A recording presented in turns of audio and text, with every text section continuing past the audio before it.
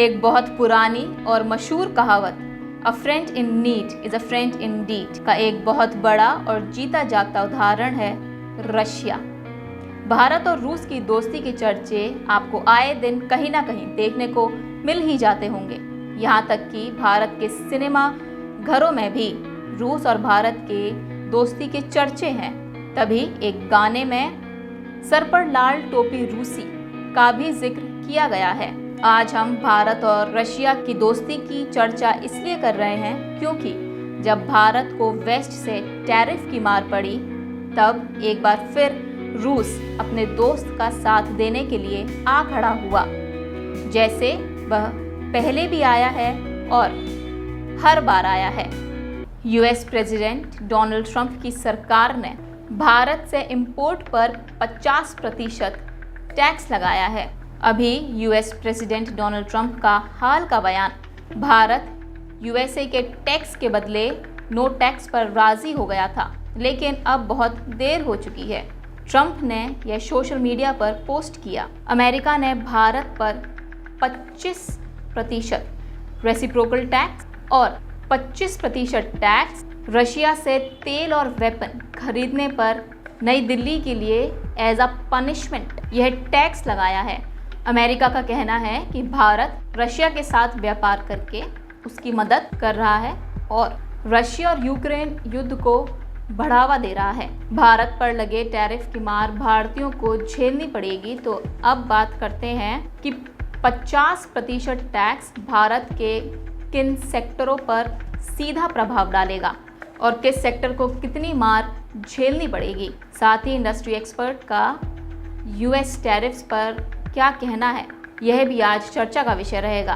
तो भारतीय export sector जैसे diamonds, jewelleries, James, garments, footwear, furniture से लेकर इंडस्ट्रियल केमिकल्स यूएस के 50% टैक्स की चपेट में आ रहे हैं, जिनका सीधा असर इन सेक्टर्स पर देखने को मिल सकता है। इसके साथ ही कुछ सेक्टर्स जैसे textile, James, jewelleries, carpets and shrimps, in sectors पर 70% की गिरावट आने की संभावना है।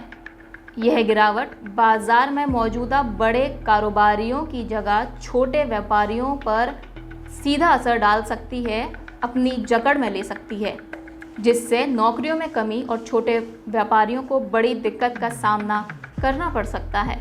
भारत यूएसए एक्सपोर्ट में नए टैरिफ्स लगने के बाद 2026 तक भारी गिरावट आने की संभावना जताई जा रही है। अभी भारत का यूएस एक्सपोर्ट लगभग 80.5 बिलियन डॉलर से ज़्यादा का है, जो 2026 तक 50 बिलियन डॉलर तक सिमट सकता है। लगभग 30 से 40 बिलियन डॉलर की गिरावट देखने को मिलेगी। इसके साथ ही भारत का कुल देशों से export market last fiscal year में लगभग 140 बिलियन डॉलर रहा और यूएस टैरिफ्स सिर्फ भारत के लगभग 60 बिलियन डॉलर के यूएस एक्सपोर्ट को प्रभावित कर रहे हैं। अब बात करते हैं कि क्या यूएस एक्सपोर्ट होने वाले हर माल पर 50% टैक्स लगेगा, जिसका जवाब है नहीं। यूएस एक्सपोर्ट होने वाले हर माल पर 50% टैक्स नहीं लगेगा। कुछ पर सेक्टर स्पेसिफिक टैक्स, साथ ही कुछ सेक्टर्स को इस ब्लैंकेट से बाहर रखा गया है। फार्मास्यूटिकल इंडस्ट्री को इस टैरिफ ब्लैंकेट से बाहर रखा गया है क्योंकि यूएस भारत से जेनरिक दवाइयाँ सस्ते दामों पर खरीदता है। इसी कारण से इस इंडस्ट्री को इस टैरिफ की ब्लैंकेट से बाहर रखा गया है। इसके अलावा एल्यूमिनियम और स्टील के products together with passenger vehicles को 50% टैरिफ के ब्लैंकेट से अलग रखा गया है। वहीं सेमीकंडक्टर और कंज्यूमर इलेक्ट्रॉनिक्स को सेक्टर स्पेसिफिक यूएस टैरिफ्स के अंतर्गत इस पर टैक्स लगेगा। और भारत अकेला ऐसा देश नहीं है जो यूएस के 50% टैरिफ की मार अकेले झेल रहा हो। भारत के साथ यूएसए ने ब्राज़ील पर भी हाईएस्ट टैक्स 50% टैरिफ लगाया है। इसमें अन्य देश भी शामिल हैं जिन देशों पर यूएसए ने टैरिफ्स लगाए हैं। जैसे साउथ अफ्रीका पर 30%, वियतनाम पर 20%, इंडोनेशिया और फिलिपिनो पर 19% और जापान और साउथ कोरिया से खरीदने वाले सामानों पर 15% यूएसए ने टैक्स लगाया है। नए टैक्स लगने पर इंडस्ट्री एक्सपर्ट्स का ऑप्टिमिस्टिक रुख देखने को मिला।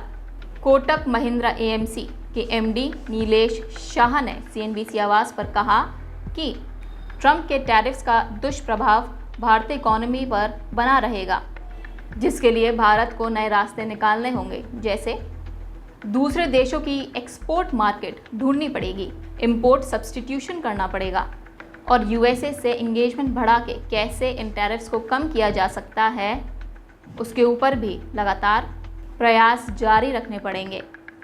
इसके साथ ही आपको बताते चलें कि भारत के जो लेबर इंटेंसिव सेक्टर्स हैं, उन सेक्टर्स को गवर्नमेंट के फिस्कल सपोर्ट की ज़रूरत पड़ सकती है। इसके साथ ही जिन सेक्टर्स पर टैरिफ का असर पड़ेगा, उन सेक्टर्स के प्रोडक्ट्स चाइना के प्रोडक्ट से महंगे होने की संभावना भी सामने आ रही है। वहीं मोतीलाल ओसवाल एफएसएल के चेयरमैन रामदेव अग्रवाल ने सीएनबीसी आवाज़ पर कहा कि फ़िलहाल यूएस टैरिफ्स का भारतीय मार्केट पर स्लो असर देखने को मिल रहा है, जिसको एक ऑप्टिमिस्टिक साइन उन्होंने बताया। आगे कहा कि शॉर्ट रन में यूएस टैरिफ्स भारतीय सेक्टरों पर ना के बराबर असर डालेंगे, मार्केट सरवाइव कर लेगा, लेकिन अगर ये लॉन्ग रन के लिए चला तो एक्सपोर्ट टैक्स बियरर की कमर तोड़ सकता है, जिससे काफ़ी नौकरियां प्रभावित होंगी और छोटे बिजनेसेस वैनिश मतलब ख़त्म भी हो सकते हैं। अब बात करते हैं जहां से हमने चर्चा की शुरुआत की थी, भारत, रूस और पड़ोसी देशों के नए और गहरे संबंधों के बारे में। हाल ही में प्रधानमंत्री नरेंद्र मोदी का जापान दौरा भारत और जापान के रिश्तों को और गहरा और मजबूत करेगा। पीएम मोदी का यह दौरा सेमीकंडक्टर, एआई, क्लीन एनर्जी और डिजिटल इंफ्रास्ट्रक्चर को नई बुलंदियों पर ले जाने वाला मील का पत्थर साबित हो सकता है। इसके साथ ही प्रधानमंत्री नरेंद्र मोदी की Shanghai Cooperation Organisation SCO summit में चीनी राष्ट्रपति जिनपिंग से मुलाकात भी भारत और चीन के लॉन्ग स्टैंडिंग टेरिटोरियल डिस्प्यूट पर और नए संबंधों को नया रूप दे सकती है।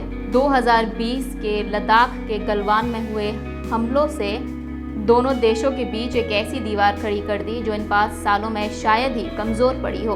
दोनों देशों में बढ़ी इस तकरार ने इकोनॉमी पर बड़ा और गहरा असर डाला।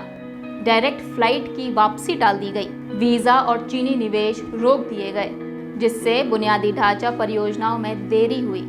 इसके साथ ही भारत ने टिकटॉक सहित 200 से अधिक चीनी ऐप्स पर बैन लगा दिया।